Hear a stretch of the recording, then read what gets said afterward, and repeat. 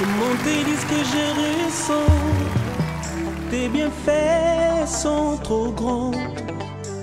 Du fond de mon âme coule de larmes qui traduisent mes silences. Comment tes disent que je ressens, tes bienfaits sont trop grands. Du fond de mon âme coule de larmes qui traduisent mes silences. Que ma vie soit une fleur, un parfum pour toi, Seigneur. Que ma vie soit une fleur, un parfum de bonne odeur. Devant toi je me repens, fais de moi ce que tu voudras. Devant toi je me repens, fais de moi ce que tu voudras.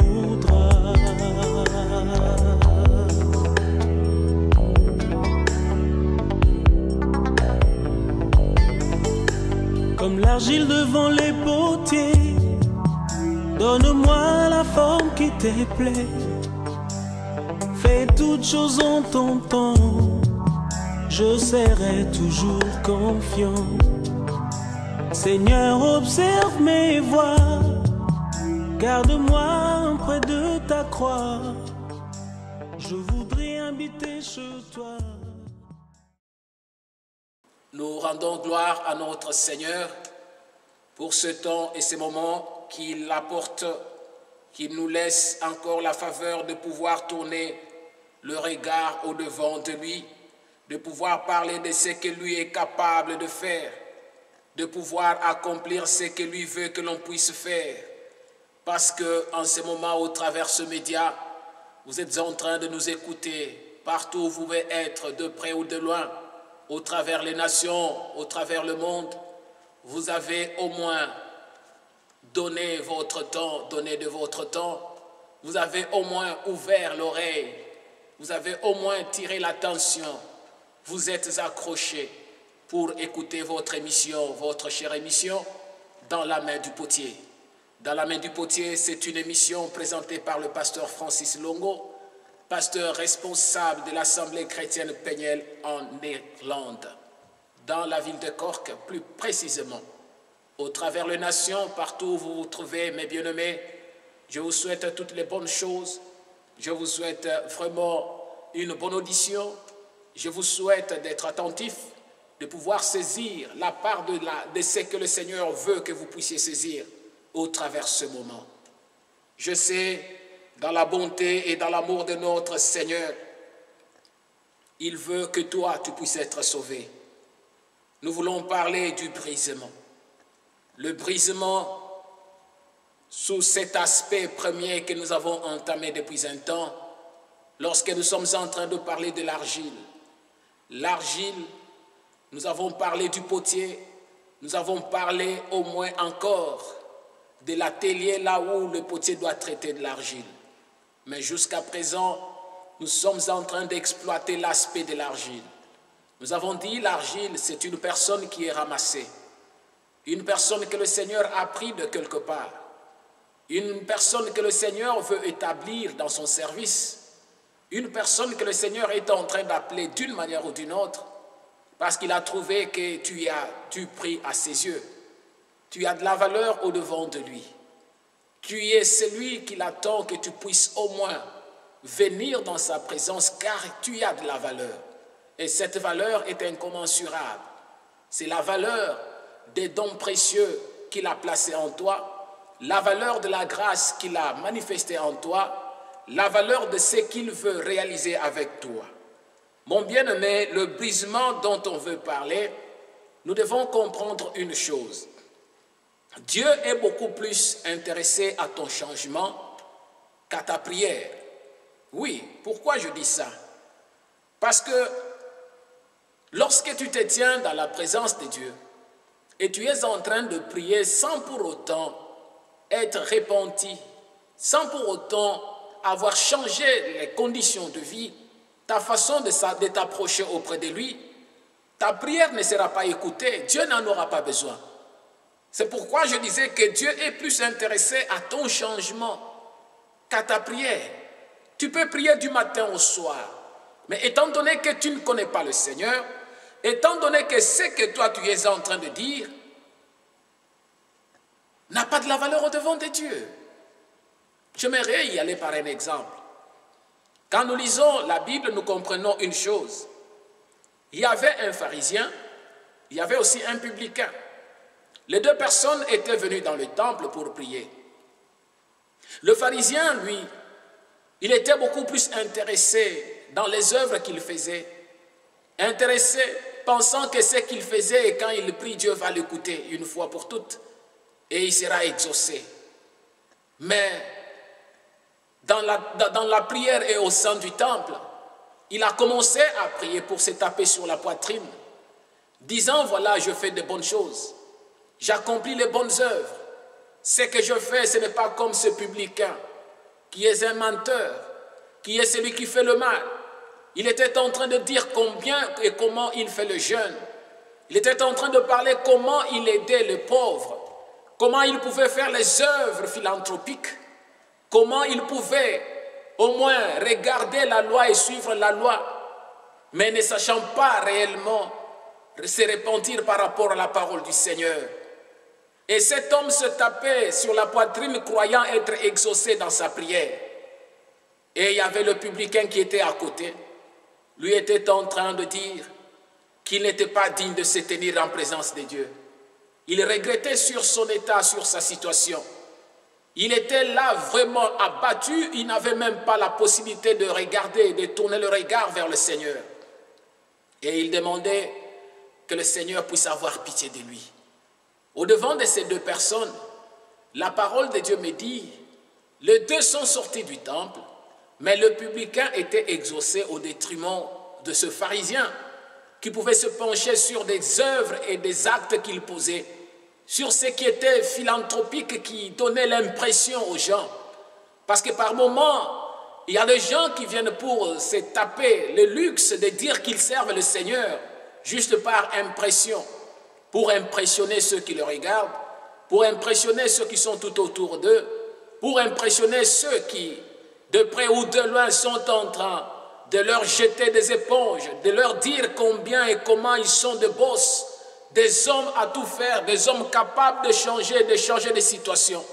Mais au-devant de tout cela, c'est ce que je suis en train de dire, que Dieu est beaucoup plus intéressé à ton changement. Il est intéressé à ta repentance, beaucoup plus intéressé au changement de ta condition, de la façon dont tu te comportes, qu'à ta prière. La prière est importante, oui, bien sûr, lorsque tu comprends qu'il faut que tu changes, lorsque tu comprends qu'il faut que tu puisses au moins t'amender dans ce que tu fais, dans ce que tu accomplis. Là, quand tu tournes le regard et auprès du Seigneur, si ta vie est en relation, en bonne relation avec le Tout-Puissant, alors ta prière sera efficace. Une prière ne peut être efficace que quand elle est une prière d'une personne qui s'est repentie dans la présence du Seigneur, une personne qui s'est accrochée au devant du Seigneur, une personne qui comprend pourquoi elle vient au devant du Seigneur. Vous savez, mes bien-aimés, l'apôtre Jacques est en train de nous dire ceci dans l'épître de Jacques chapitre 4, quand nous lisons le verset 2 et le verset 3. Il est en train de nous dire que vous convoitez, vous ne possédez pas, vous êtes meurtriers et envieux et vous ne pouvez pas obtenir. Vous avez des querelles et des luttes et vous ne possédez pas parce que vous ne demandez pas. Vous demandez et vous ne recevez pas parce que vous demandez mal dans le but de satisfaire vos passions.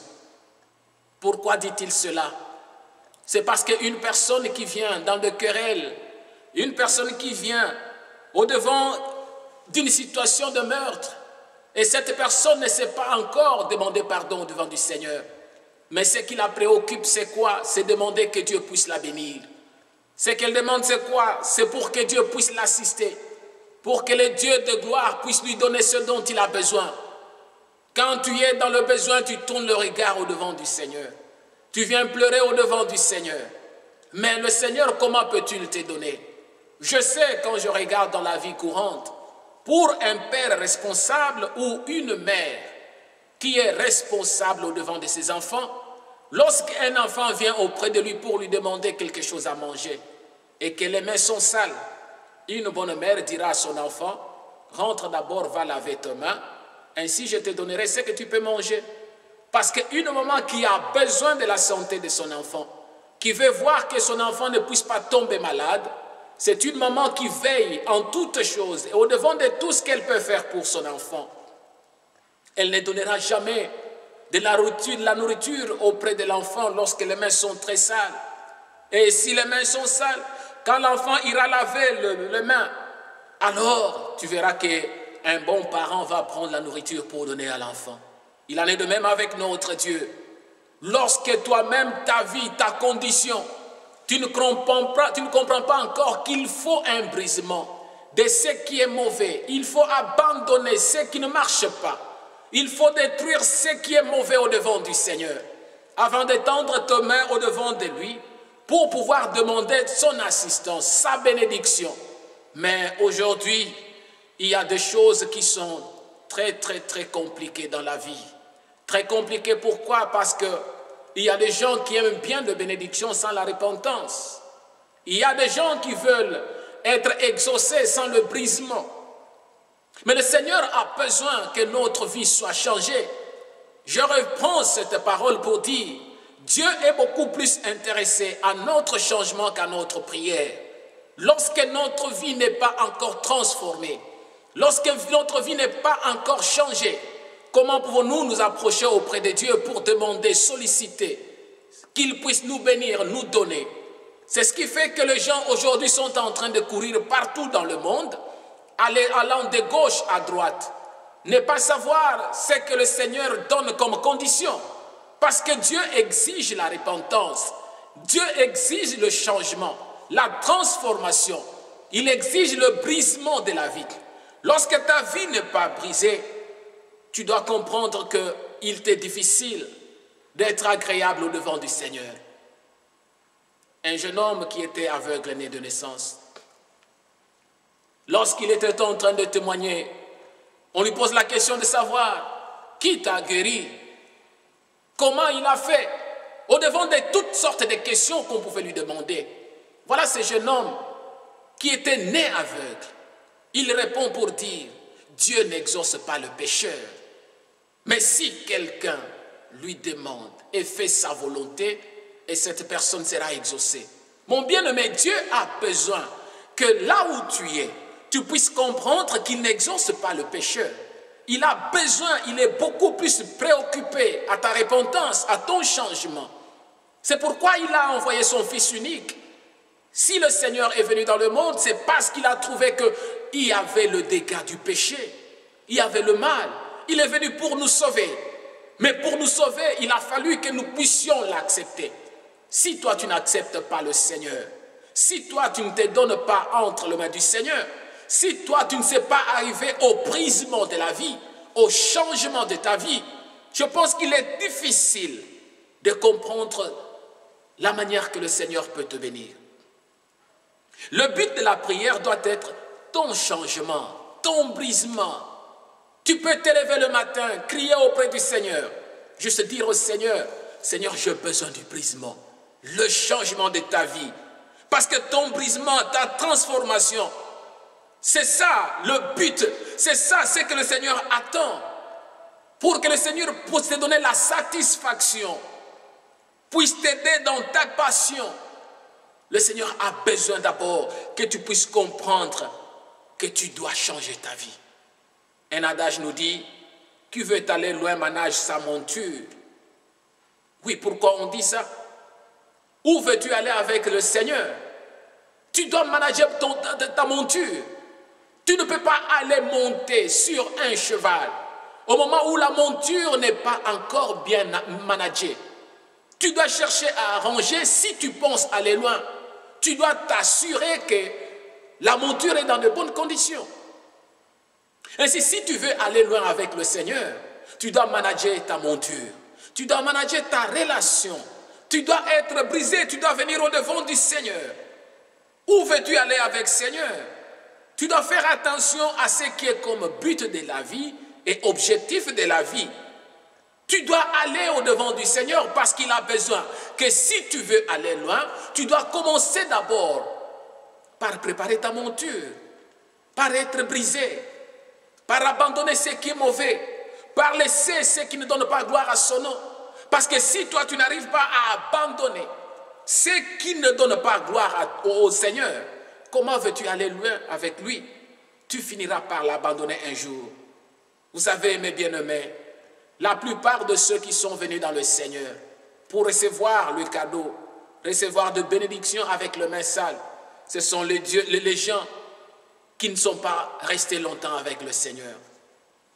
Beaucoup de ceux qui ont reçu, parce que Dieu bénit par le miracle, Dieu bénit par son amour, Dieu bénit chacun selon ce qu'il veut. Il peut t'avoir béni. Tu te regardes, tu te dis que tu es un pécheur, tu ne t'étais jamais repenti, mais Dieu t'a béni. Oui, il t'a béni parce qu'il y a la volonté parfaite et la volonté permissive de Dieu. Il peut te l'avoir accordé. Mais dans la plupart de ceux qui ont reçu une grâce donnée, c'est une grâce. On dit la grâce, c'est quelque chose d'immérité. Ce n'est pas à cause de toi, mais c'est par la volonté de Dieu qu'il t'a donné. C'est une faveur que Dieu te donne. Mais lorsqu'il te donne, c'est peut-être pour te permettre à comprendre ce qu'il est. Afin que tu finisses par donner ta vie. Tu finisses par changer ta vie. Tu finisses par abandonner, briser ce qui ne donne pas gloire au Seigneur. Et lorsque tu comprends cela, tu verras que le Seigneur veut aller avec toi loin. Il va marcher avec toi. Il sera toujours avec toi. Il ne t'abandonnera jamais.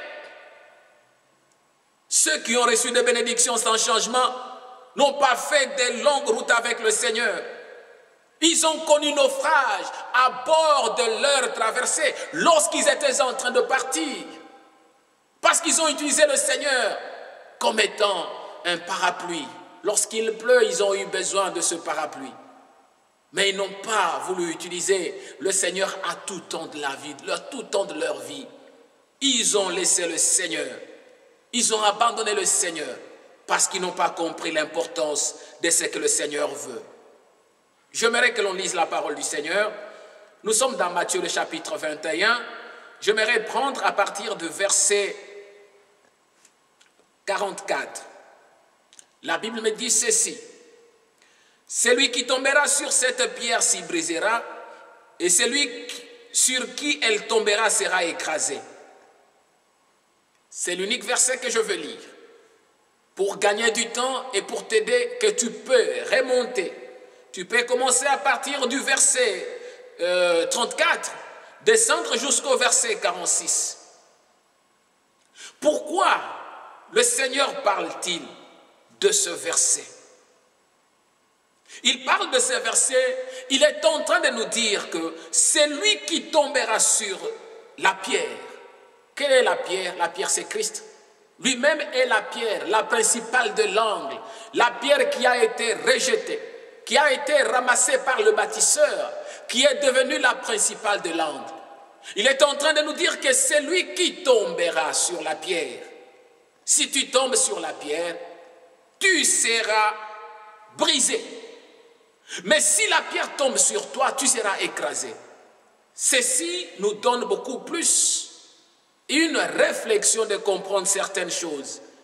Mais bien aimé, un évangile qui n'amène pas à la repentance, un évangile qui ne touche pas les cœurs, un évangile qui ne bouleverse pas les pensées négatives dans la conscience profonde de l'homme, sache bien que ce n'est pas un évangile qui est de Christ. Parce que l'évangile, c'est une parole du salut. C'est la bonne parole qui nous apporte le salut. Pour acquérir le salut, il faut percer. Pour acquérir le salut, il faut travailler. On ne peut pas être de fainéants qui veulent avoir le salut sur base de rien.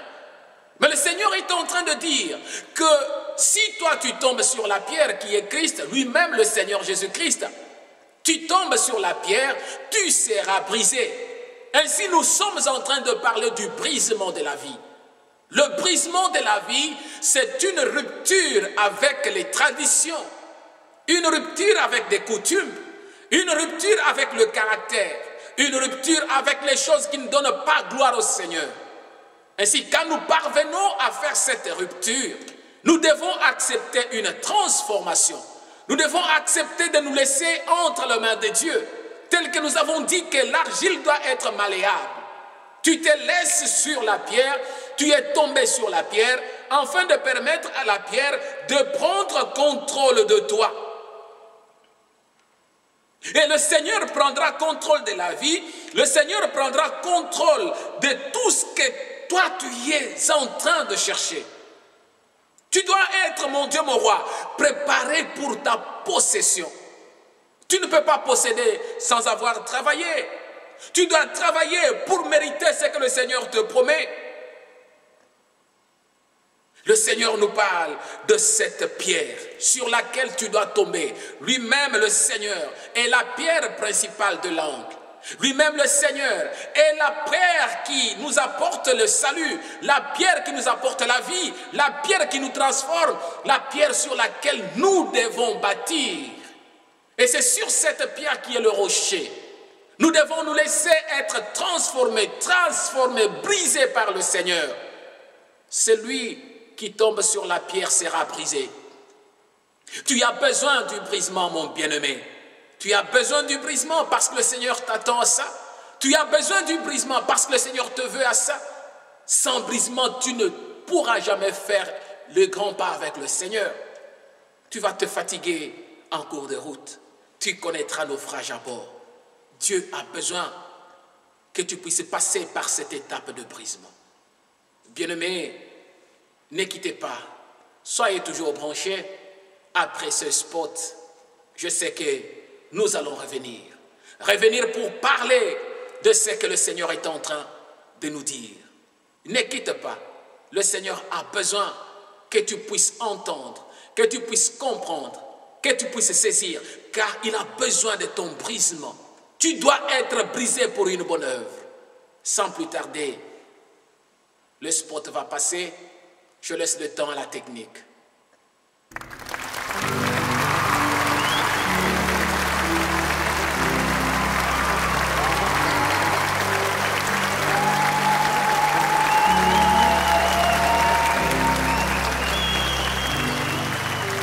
Comment te dire ce que je ressens? Tes bienfaits sont trop grands. Du fond de mon âme coule de larmes qui traduisent mes silences. Comment te dire ce que je ressens? Tes bienfaits sont trop grands.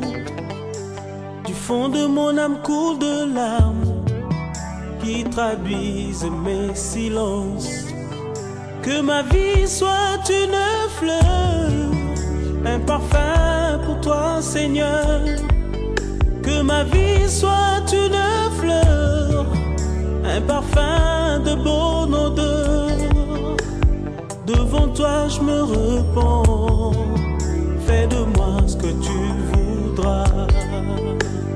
Devant toi je me repens, fais de moi ce que tu voudras.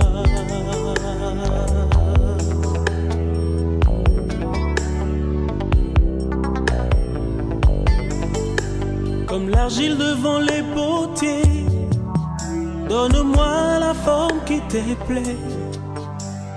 Fais toutes choses en ton temps, je serai toujours confiant. Seigneur, observe mes voies, garde-moi près de ta croix. Je voudrais habiter chez toi. Oui, bien-aimés, merci pour ce retour. Nous retournons pour continuer avec notre message avant d'arriver dans notre deuxième partie et nous sommes en train d'aller vers la fin.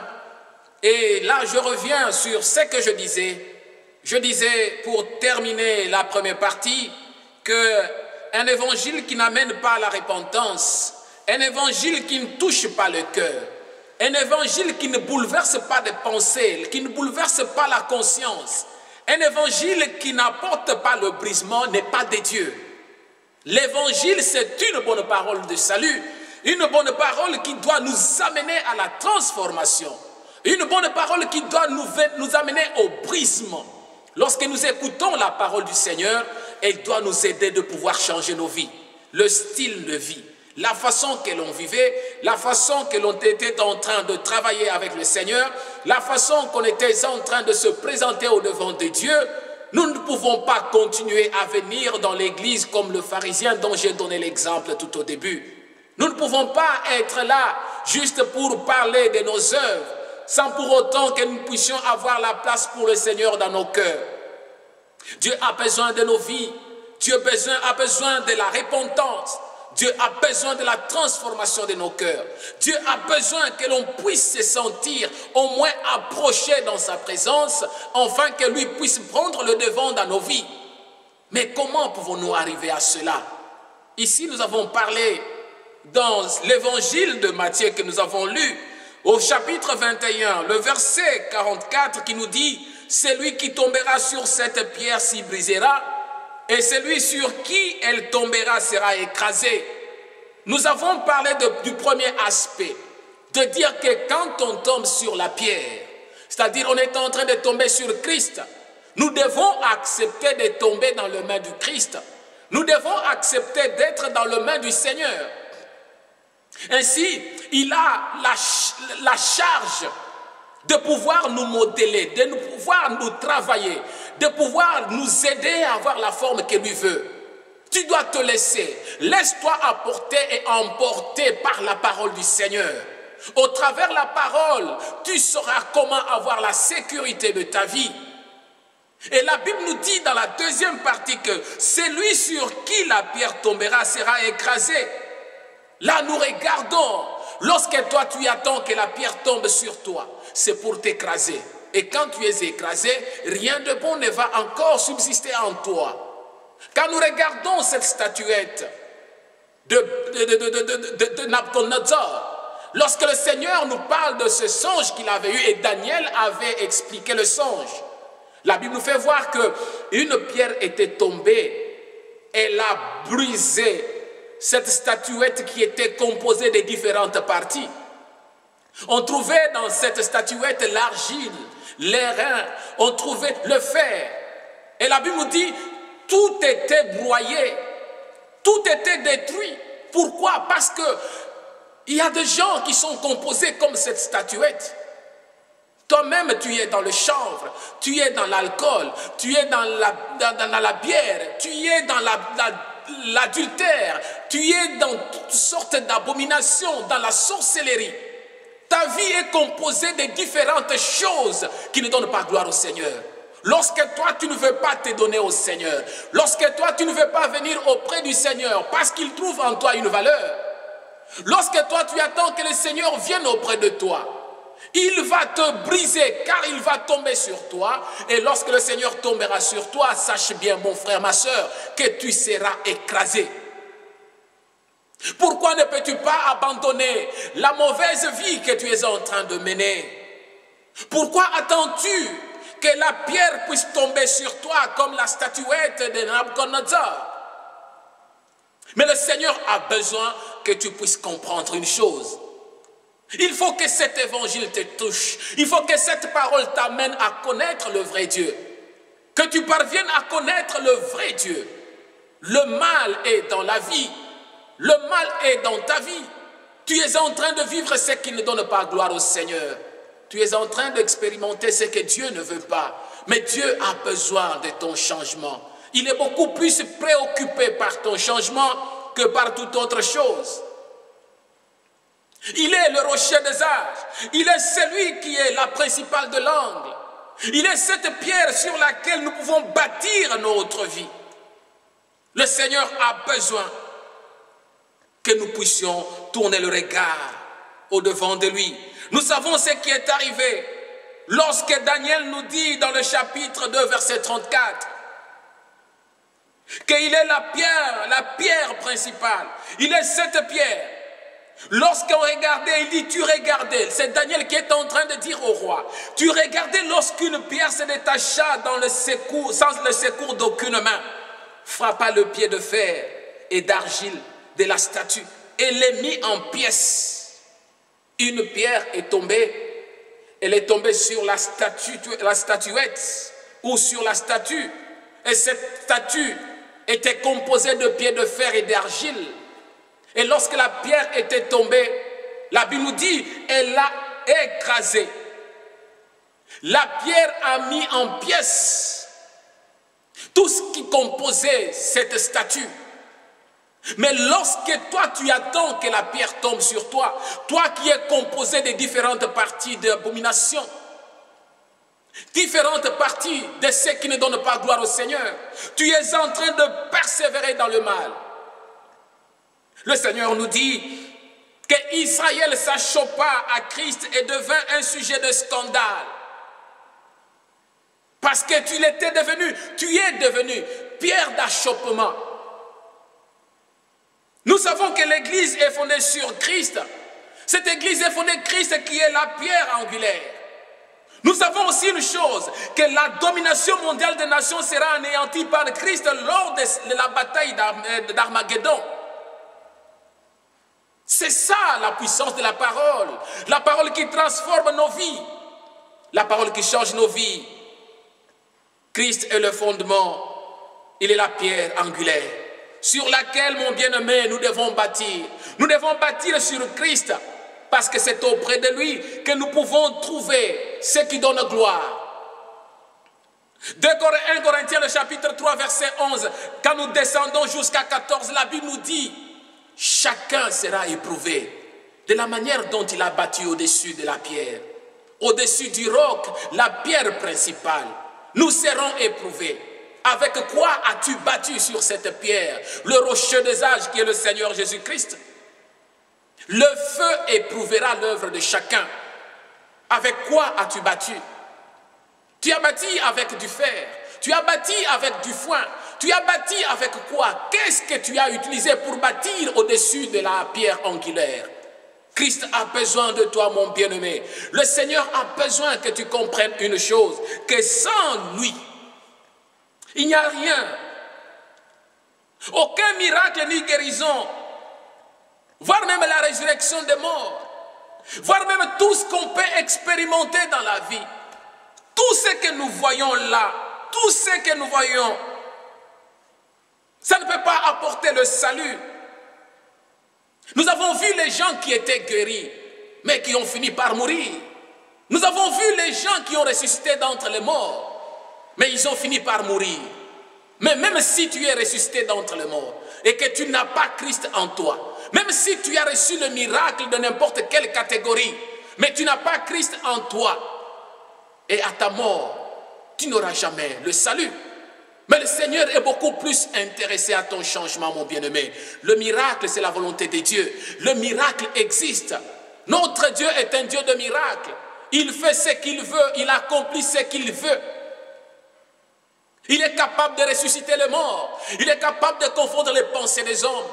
Mais le plus important, il est plus intéressé à ton changement, à ton brisement. Que tu sois brisé, que tu puisses arriver à changer ton comportement, ta façon d'être dans la société, ta façon d'être au-devant des hommes, au-devant de frères et sœurs. Dieu a besoin de ça. Mon bien-aimé, comment te comportes-tu au-devant de Dieu? Que fais-tu au-devant de Dieu? Dieu a besoin de toi, mon bien-aimé, parce qu'il a besoin que ta vie puisse au moins être bénéfique. S'il est venu sur la terre, c'est pour le salut, pour me sauver, pour te sauver. À quoi cela te sert-il, mon bien-aimé? À quoi te sert-il de pouvoir gagner le monde, d'avoir de l'argent, d'avoir des biens, d'avoir la guérison, le miracle? Et si tu perdais ton âme? C'est le Seigneur qui nous dit, à quoi sert-il à un homme de perdre son âme en gagnant tout ce qui est dans ce monde? Tu peux le gagner, mais ta vie est où? Où sera ta vie? Où sera ta vie? Qu'est-ce que tu produis depuis que tu écoutes la parole du Seigneur? Y a-t-il le brisement, le changement de ta vie? Est-ce que ta situation évolue-t-elle? Qu'est-il nécessaire, mon bien-aimé? J'aimerais que tu répondes là où tu es en train de nous écouter. De tomber sur la pierre pour être brisé? ou d'attendre que la pierre tombe sur toi pour être écrasé? Qu'est-ce qui est important dans ta vie? Que peux-tu faire, mon bien-aimé, lorsque tu viens au-devant du Seigneur? Le Seigneur a besoin que tu comprennes une chose. Que tu comprennes qu'il est le Dieu du salut. Que tu comprennes qu'il est celui qui nous garde, qui nous protège. Que tu comprennes qu'il est celui qui nous amène au-devant de certaines situations, réalités de la vie, afin que l'on puisse s'approcher de plus en plus. Le publicain a pleuré. Il s'est tapé. Il a incliné. Il pouvait pleurer. Il gémissait. Il disait, je ne suis pas digne de relever même mon visage.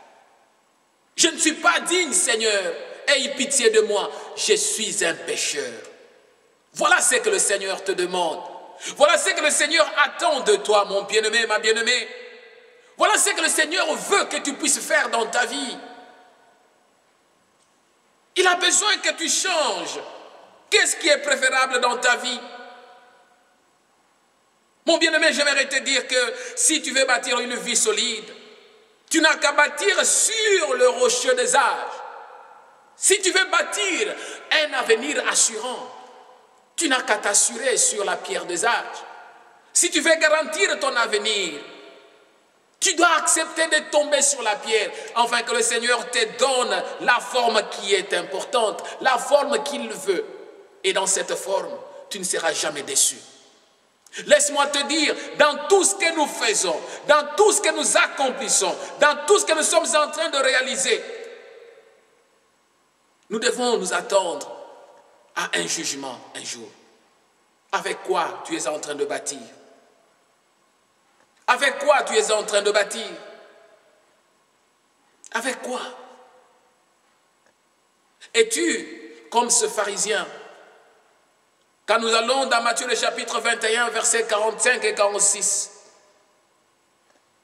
Lorsque le Seigneur était en train de parler aux principaux sacrificateurs, lorsqu'il parlait aux pharisiens, lorsqu'il leur parlait de défauts, de leurs erreurs, de ce qu'ils étaient, de la réalité de leur vie, nous avons compris qu'ils étaient en train de chercher Jésus pour les tuer.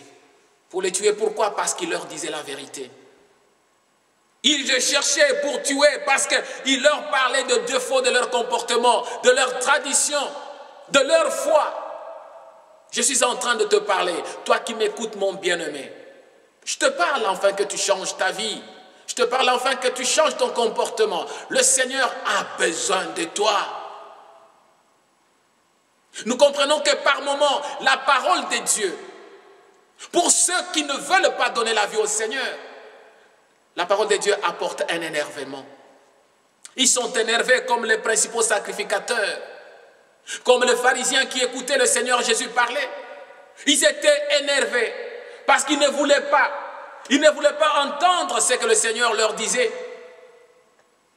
Pour eux, il fallait vivre dans cette liberté, dans ce qu'ils pensaient être.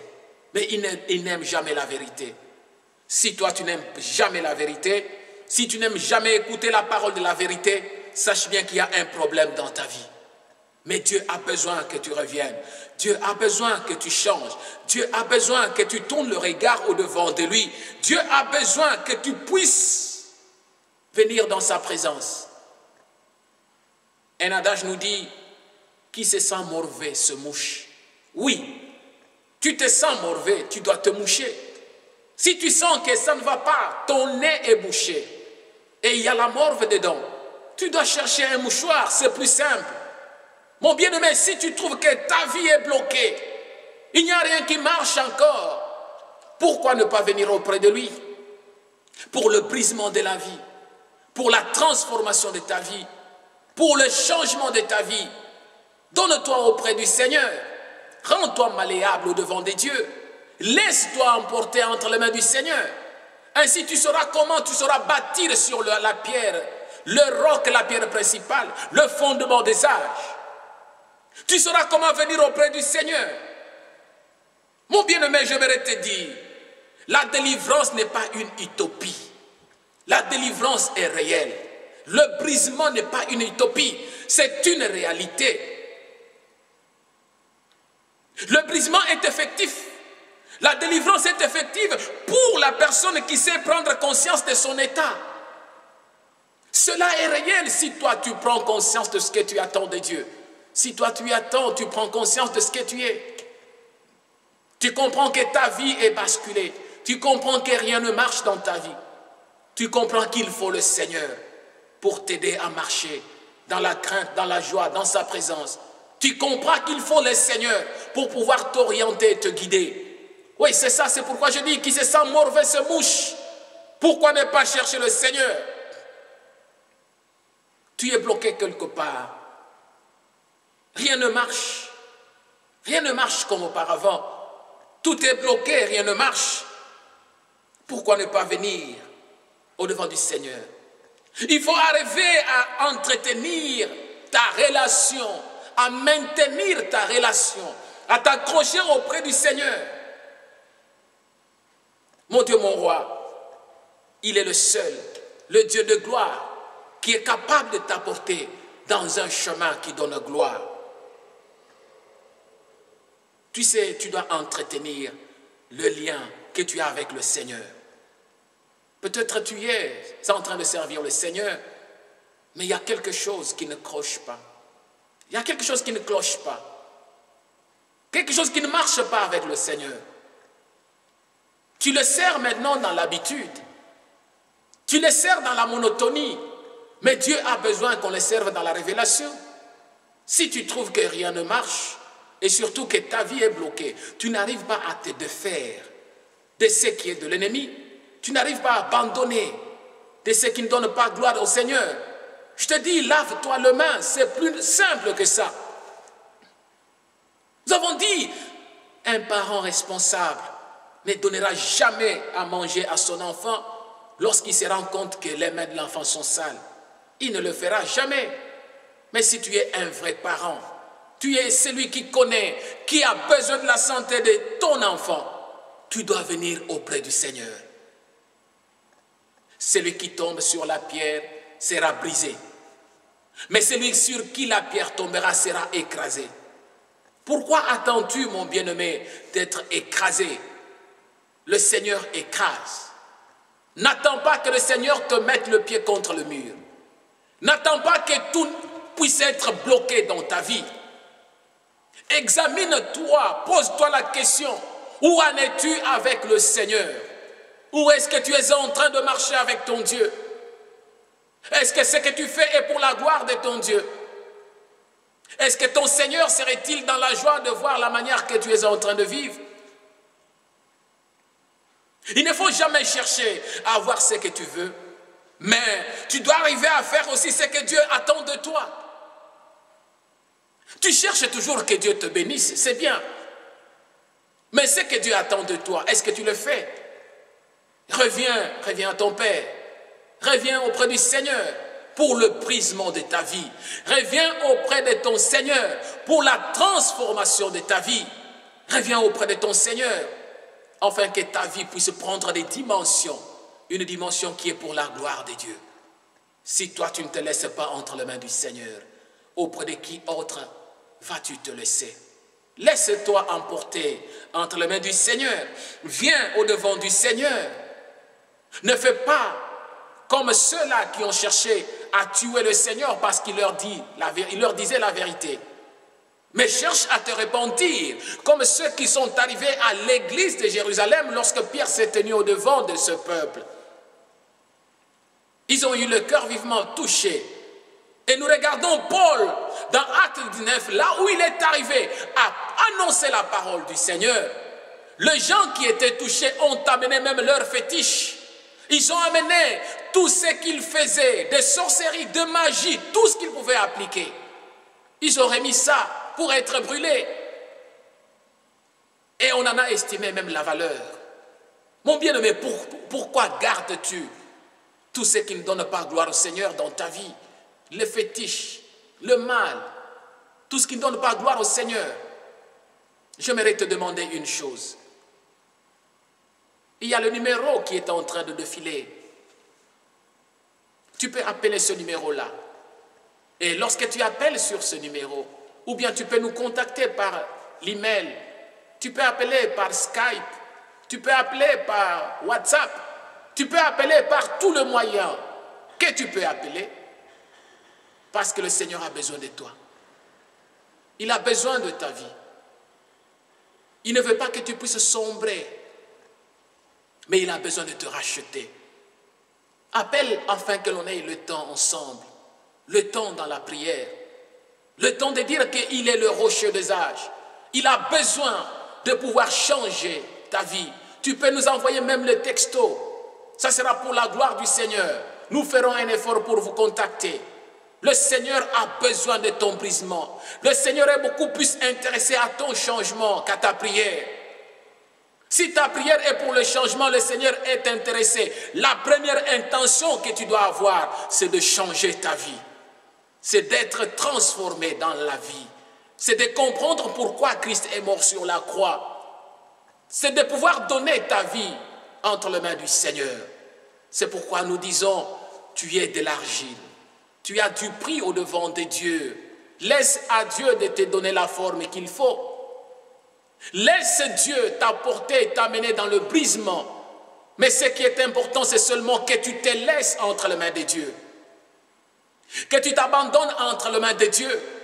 Et tu verras alors Dieu agir dans ta vie. Tu verras alors la puissance de la parole de Dieu.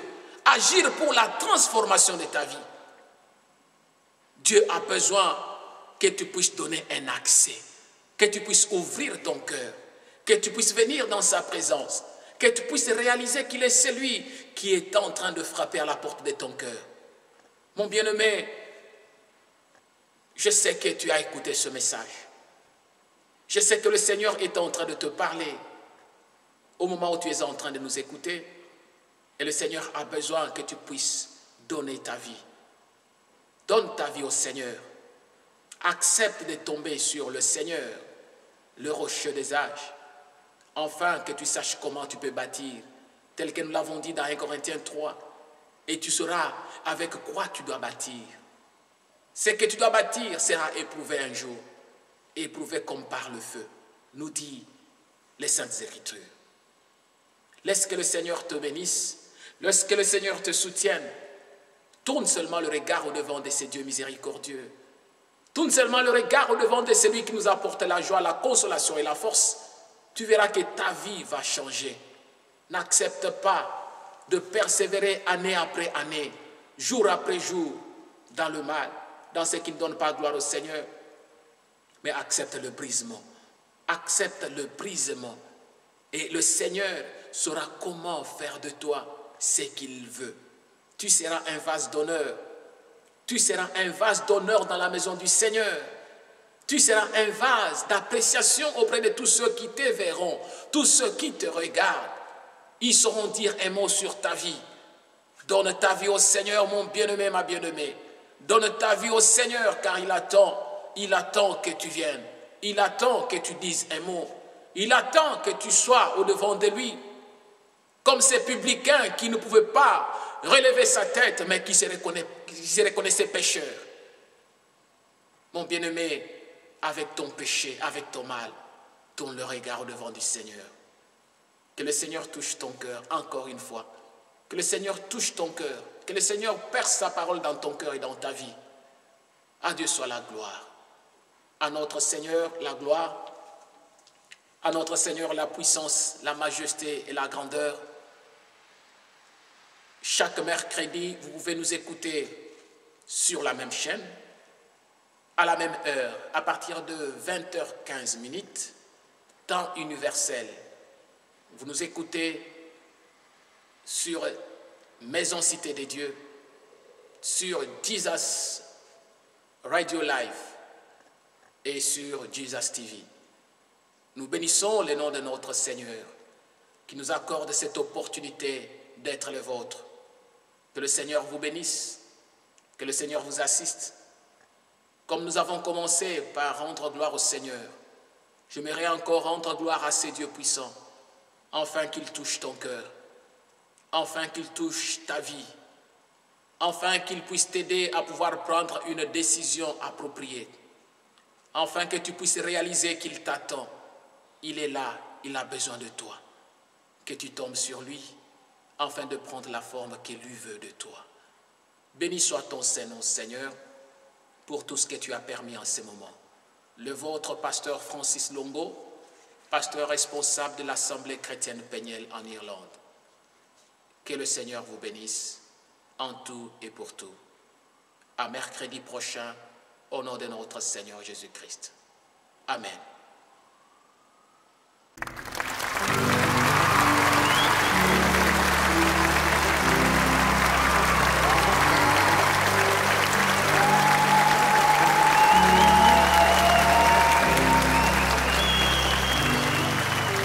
Comment te dire ce que je ressens? Tes bienfaits sont trop grands. Du fond de mon âme coule de larmes qui traduisent mes silences. Comment te dire ce que je ressens? Tes bienfaits sont trop grands. Du fond de mon âme coule de larmes qui traduisent mes silences. Que ma vie soit une fleur, un parfum pour toi, Seigneur. Que ma vie soit une fleur, un parfum de bonne odeur. Devant toi je me repens, fais de moi ce que tu voudras. Devant toi je me repens, fais de moi ce que tu voudras.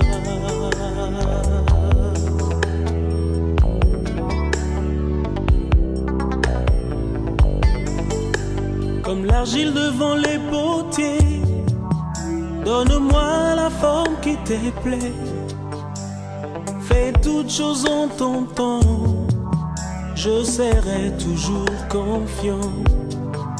Seigneur, observe mes voies, garde-moi près de ta croix.